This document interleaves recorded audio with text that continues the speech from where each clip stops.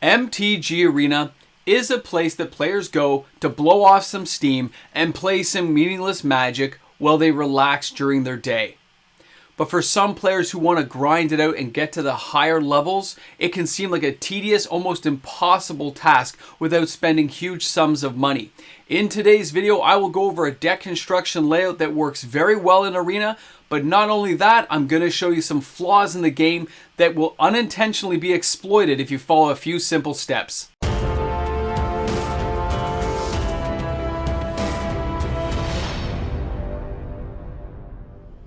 Hi everyone, MTG Moxman here. Welcome back to the channel as we go through some arena matches. Not my normal style of stuff, you guys know, because I have a real love-hate with arena, but I wanted to share this with you so you get an idea of what's been working for me. But not only that, some small flaws I seem to have found inside the system. The games have been sped up, and I really hope you guys enjoy it. Drop a comment in the comment section. Of course, if you enjoyed the content, don't forget to give this video a thumbs up, subscribe to the channel, and help me get more viewership. All right, guys, let's get this party started. I'll see you guys in the comment section.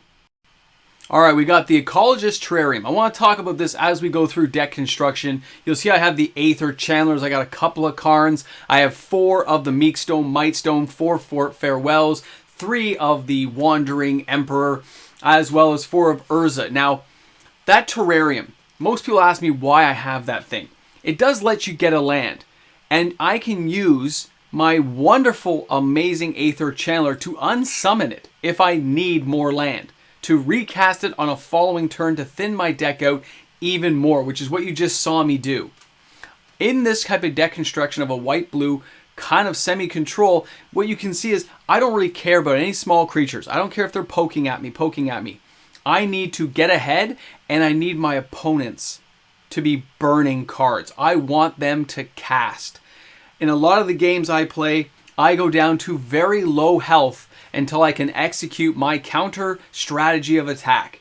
So in a lot of these games, you'll see my life goes lower, but if an opponent sees I have the upper hand, I do notice more opponents starting to drop out and quit nowadays. It kind of bothers me because it's not giving me a real run on my deck, but at least I see that the deck's working well and opponents can see what I'm about to do. When you see Karn, I actually just try to get him to his ultimate and start using artifacts to pick away at people. I want them to cast as much as they humanly can, because the more they cast, the more advantages I have for my board clearance to wipe away a lot of cards in one foul swoop. Now, that first match ended very quickly because I don't think he got all the land combinations he wanted, and I was just about set up. This is a perfect draw in the second one you're seeing here because I have the 2 blue plus the Terrarium. I can go ahead and get the white land I need, and that means I can go ahead on the third turn and get out the Aether Channeler. Now, the Aether Channeler in this case is you're going to unsummon that Terrarium or go ahead and draw a card. I usually don't use it for the bird power. I think I've used it once or twice, but most times I want to draw cards. I want to get stuff out, and I want to pick people down. When you see Teferi, who slows the sunset, I'm actually also trying to get him to his ultimate. Most people don't consider him a serious threat in the game. They don't worry about it too much, but it's a mistake because he untaps everything every turn. So if I'm using Karn and I get Karn to his ultimate, I'm untapping all those artifacts multiple times, right? Once on my turn, once on their turn. Now here you're going to see Urza. When you see Urza in my hand, you're probably wondering why I'm not casting him. Never rush to get stuff out. Take your time. You want to surprise them late game after they burn their deck. You see I keep casting here, putting only 1 or 2 targets for people to pick apart, and they've got to deal with it. He's got 5 cards, I've got 3. I don't like only having 3. I want more. I want as many as I can possibly get to keep myself ahead. And in some cases, you'll see here's the Meekstone, Mightstone. Weakstone, Mightstone. I keep saying Meekstone. Weakstone, Mightstone. I use that a lot of times just to draw cards. That's all I care about. Getting ahead. So as they burn through and they run low, I'm actually just setting myself up.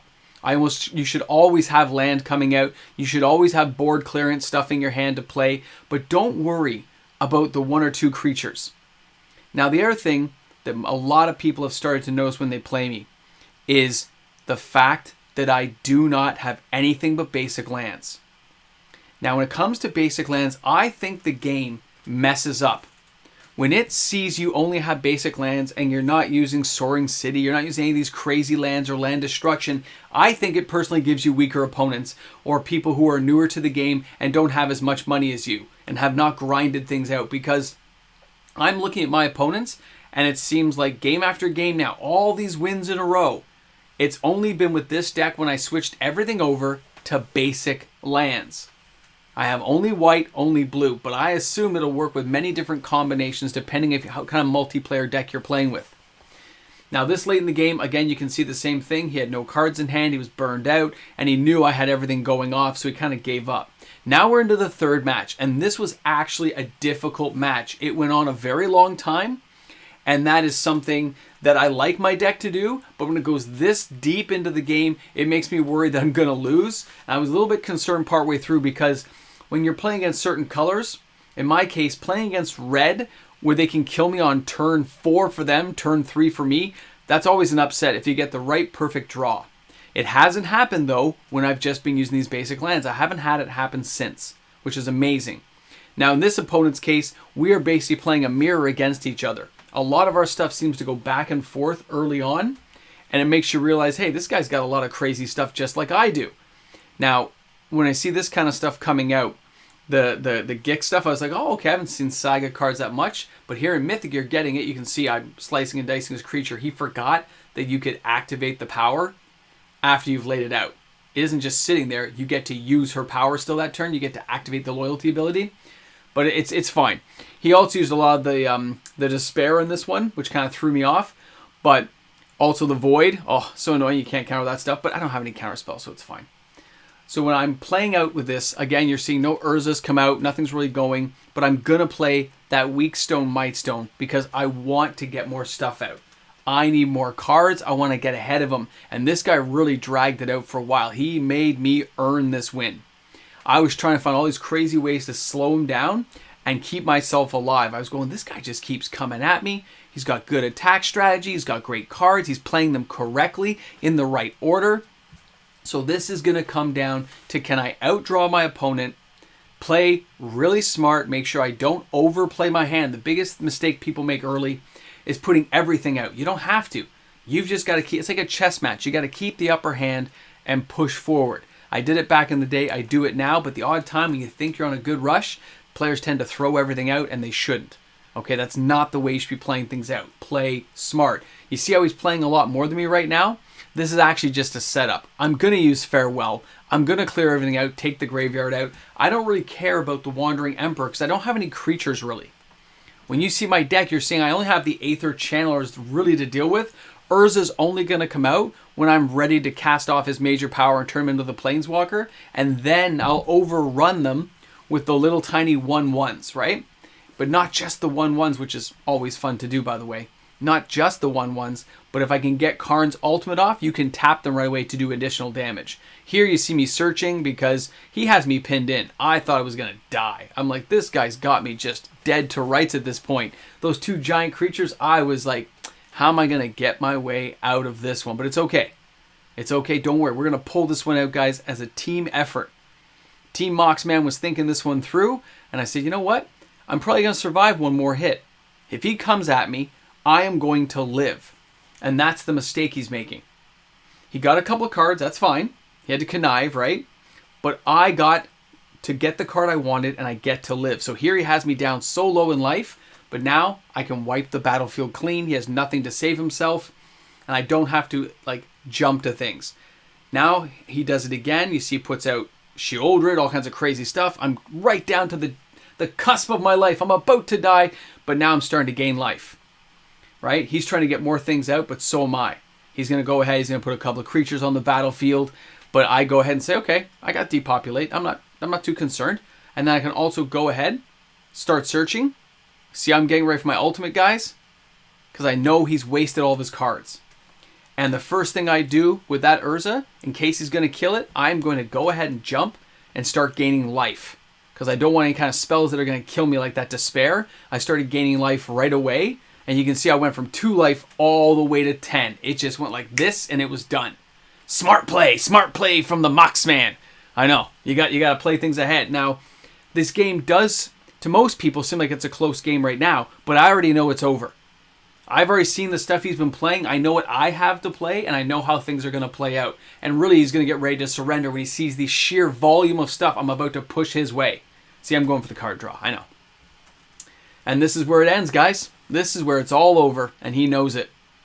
There you have it, guys.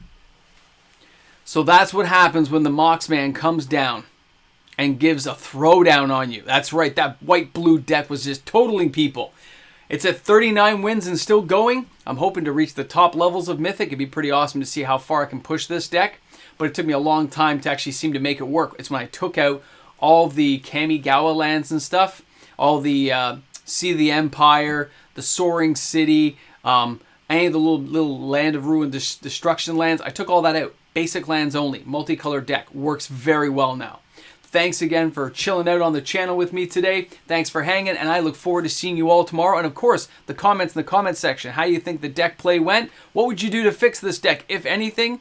And have you noticed that same glitch about the basic lands? I'll talk to you guys tomorrow.